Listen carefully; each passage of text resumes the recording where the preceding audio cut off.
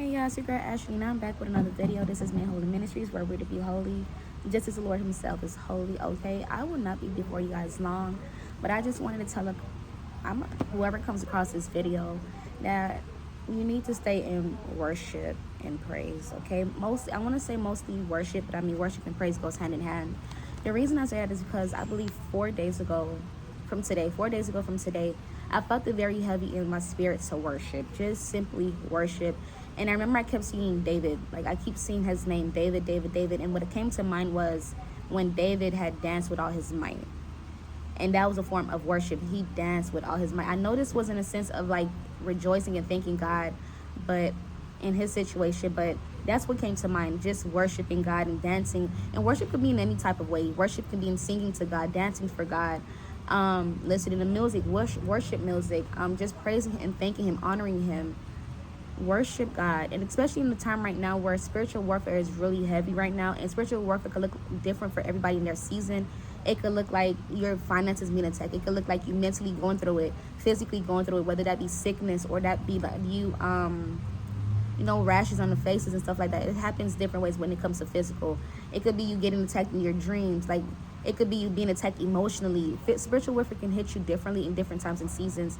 And right now, I understand that some people may just be like praying, but God is emphasizing for many of His people to stay in a place of worship right now. Worship. There are many ways and shapes and forms that you can worship God in this time. And honestly, worship is another form of battling. Okay, worship is another form of fighting. Okay, so stay in worship. And for some people, God wants you to go into a fast. You may not like to hear it. Who likes to go into a fast? Nobody. But God wants you to go into a fast. For some of you guys, you may have been seeing the number 212. Now, I know some people have spoken on the number 212 and saying that, you need to get your nails done, get your feet done. And that may be for some people who have been seeing 212, but it's not for everybody. There may be some of you who have been seeing 212 and God is calling you into a fast. Now, how I know this is that He called me to consecrate a fast 4 days ago. Now, I thought that it was just for me and my roommate, but no, I have a ministry to send to. It was for me to come and tell you guys to go into a fast. And what's funny about that is that He brought me to, literally my Bible opened up to directly Joel chapter 2, verse 12.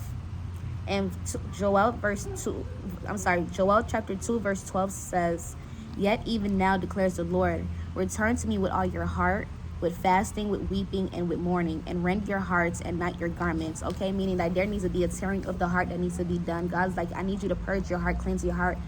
For whatever reason, I don't know why. And there may be other reasons why He may tell you to go into a fast, okay?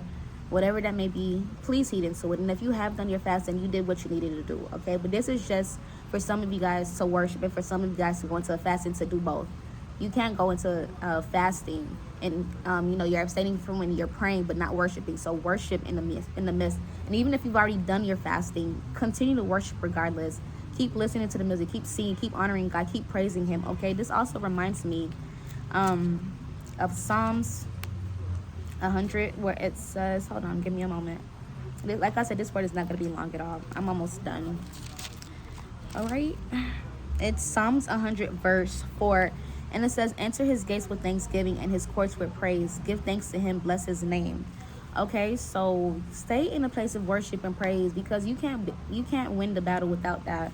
I mean, worship brings the presence of God into the atmosphere. And if you're trying to come against the enemy with, just prayer, combat that. That's a 2-3 piece combo to get the enemy out your face, get him out your situation, to get him to move out of your position, to get him to move out of your way, basically, so that whatever God needs to do can be done, so that the path will be clear for you to walk forward in, that the rough place could be made smooth and the crooked places could be made straight, that high things could be brought down low. Okay, stay in a place of worship and praise. Okay, and I will continue to do the same. I'm not going to tell you how to do something that I'm not doing. Okay, I don't think I have anything else to say, but God wants some of you guys to fast. And if you're fasting, good. If you finish your fast, continue to worship and praise anyhow. All right, that is all I have to say. The Lord love you guys. Well, I love you guys, but the Lord love you guys so much more. Bye.